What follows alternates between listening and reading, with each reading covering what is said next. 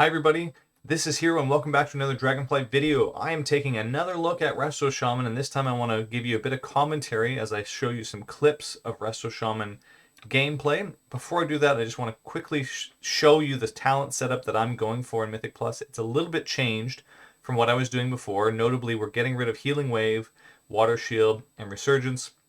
We're picking up a few more tools like Stormkeeper and Ancestral Vigor, and then we've also got Earth Shield on ourselves through Elemental Orbit.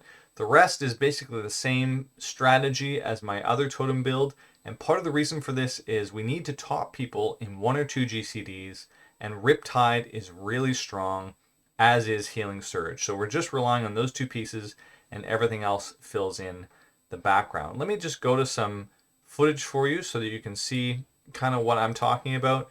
Here's the boss pull from Ruby Life, and one of the things you'll note is this is a great example of the need for sustained throughput within a dungeon, and Shaman has that. Even with this build, we're not casting any chain heals, we're not doing healing wave splash. There's good burst elements in this fight that require your attention, and we're slowly rotating our CDs through this encounter. What that means is that we use, Ascendance with AG in one of the pools to burst people up, and then we use things like multiple healing stream totems. We use recall to get back some of those tools, and then we hold Link and Tide for a little later until we need it. So you can rotate a lot of CDs as a Resto Shaman. You can see here, and there's another pull I'll show you with the bugs in Algeth'ar's Academy. But you can see here, people need to be topped basically within 1 or 2 GCDs or they're going to die. And if you can't do that as a healer, you'll see here, watch the burst go off and almost kill people. In a higher key, that would have killed B-Pass or whoever that is there. So you can see the need for good throughput, and I'm not playing it perfectly here, but this build, in my view, offers it in part because, look, I'm running around like a crazy person because I haven't done this dungeon in so long. I'm trying to make sure I don't step in bad. But one of the lovely things about Resto Shaman is Riptide punches out a ton of healing. I had a Riptide that hit for 95,000 health. That's just the on-use button, 95,000. How is this possible? Well, there's a few pieces to it. We get some talents, there's some baseline buffs to the spell, and also our Lava Burst and our Flame Shock are both contributing to the healing side. So when you Flame Shock in this build, you're getting 15% bonus healing to the next heal. When you Lava Burst, you're getting 10% to the next spell. So it can be a heal or it can be your Chain Lightning or something like that. But the point is, weaving those damage pieces in becomes a really important throughput element. You can see here I've rotated most of my CDs through this fight, and we have at the back end Healing Stream Totem, and we're punching out something like 47k HPS for that fight. On Tyrannical, it'll be even more. There's some overhealing. I think Shaman can comfortably push 60k HPS for a fight. I kind of screwed some of that up. Here's the next piece from Halls of Valor I wanted to show you. This is Fortified Storming, so we're just kind of checking bigger pulls here that I did. And you can see here, again, the need to rotate CDs. Here we have a Dispel to get off as well. So I have 2 Healing Stream Totems that I've taken down. I have Ascendance and AG ready to go for burst moments. I forgot to clear, so my 1 DPS dies, but it's okay. We just get out of it and have a nice burst profile to get people up. The lovely thing about AG and Ascendance is not only do you get the sweet burst heal for your party, but you also get quite a few seconds to sustain. It's something like 8 or 9 seconds worth, where your healing is just going to make sure it cleaves to everybody. So just another good example of some of the healing profile proficiencies for a spec like Resto Shaman. And then finally, I'm just going to go over and talk about the bugs. So this is a kind of point of contention for a lot of pug groups, how to do this bug pull. There's 2 sets of them, and I've seen it done in all kinds of ways. I've seen double bug pulls. I've seen the whole thing pulled. I've seen people being tentative. The main takeaway is you're likely going to have pugs who do not stand in melee to mitigate against the bugs jumping around. And here's a great example of it. Even I'm not even getting into melee as far as I want to be. but the need to top people within 1 or 2 GCDs. You see that? One cast of Healing Surge brought that guy back up. If I didn't, he's likely to get hit by one of these bugs that moves over. So maybe I can just walk that back very briefly. You can see on this guy, Enterek, he's about to die after this. Oh, I didn't go back far enough. The bug hit right there. If that bug had jumped to him instead of to me, he would have died. And on bigger pulls in like 17s and 18s, you can see people must rotate their CDs or else they're going to die to the bug. So all of that to say, I feel like the pixels were off there, don't you think? All that to say, what I like about Shaman is with 2 tools only, with your Riptide and with your Healing Surge, you can top people. You don't need Healing Waves, you don't need P Waves. Those 2 tools alone are enough, and we can start to talk about damage as a result. So let me take you through some of the talent stuff that I'm thinking about when I talk about the class tree, the spec tree, where can I move points around to grab things. The weakest points on the spec tree are MOTE, probably is the biggest weakness. So this is only a 10% buff, although I think it's fine. So if you really needed to get some other tools, like if you wanted to go down and grab Acid Rain, you're probably getting rid of Undulation and Master the Elements to go down here. I feel like Acid Rain is not worth it, guys.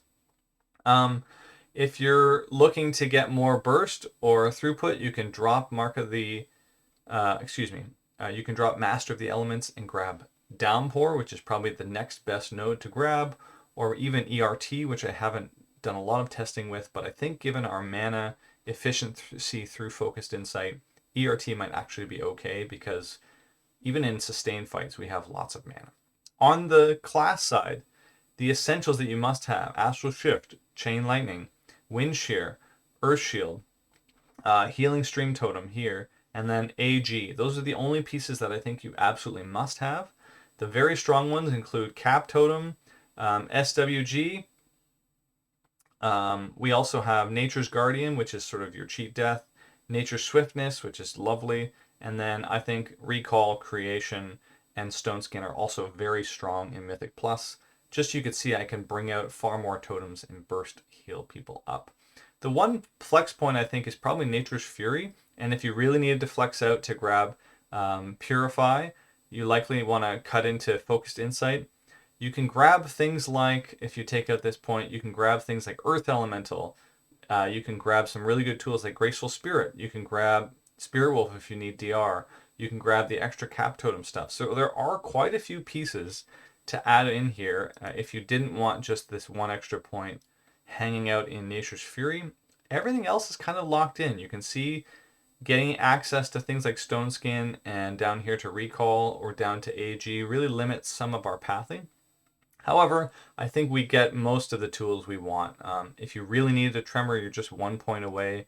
You just take out Nature's Fury and add it in. Cleansing Curses is the awkward one. We probably want to dump these two to get either Spirit Wolf or Thunder's Paws to grab Purify Spirit. But overall, there is a little bit of wiggle room, and I've been having a lot of fun with this, guys. So one of the takeaways for me, I did a 10 just to test the damage. How much damage can I punch out? And on the overall, we had something like 25k, which included a couple of great single target profiles. 18 to 19,000 damage just pumping on bosses. And that was without Lust, I believe. We had, I think, 17k on Vixamus. There was one that was a little bit more intensive. Maybe it was Croth, where we did some good healing. No, it wasn't. But anyways, you can see, not bad.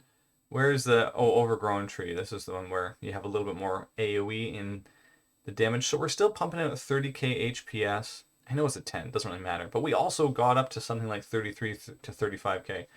Here's the main takeaway for me, and this is where Shaman's going to struggle, is if you do not rely on Riptide and Surge and just being comfortable with triaging with those 2 tools and having the totems really cover in all your other circumstances, either if you need burst throughput, you're dropping 4 healing stream totems.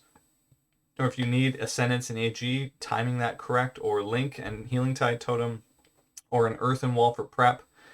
Everything else, just relying on Riptides and Surges to top people and spending more of your time doing damage, you're not going to get damage out of Resto Shaman. You have to be very active, including Chain Lightnings in AoE, and obviously your Lava Bursts with Flame Shocks. One thing I would say though is, think of Flame Shock and Lava Burst as basically healing cooldowns. They're sort of like a small version of Unleash Life. One's 10% and one is 15% every time you press it. And that, if you think this way, your Lava Burst and your Flame Shock become very strong buttons, and you can punch out quite a lot of throughput just by getting access to those little amps. And as I said before, in I think it was the Chillwarren boss fight, this 15 Ruby Life pool, you had some Riptides hitting for obscene amounts, guys. These things will top people.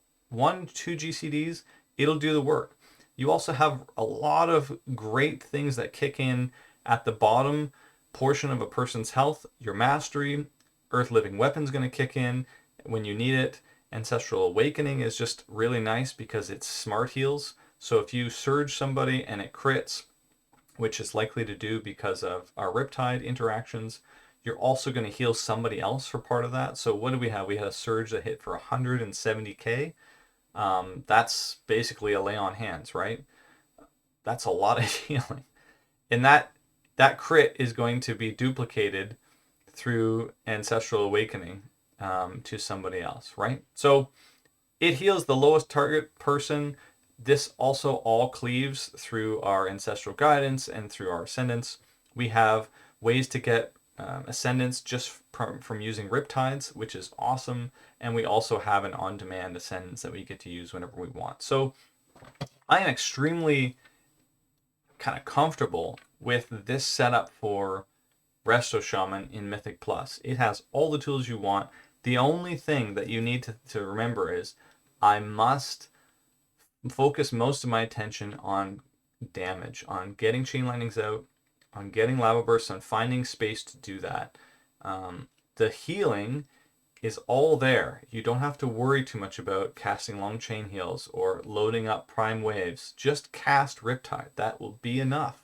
I know it doesn't sound like it, but all of my testing so far makes it very clear that Riptide and a Surge is enough to top people.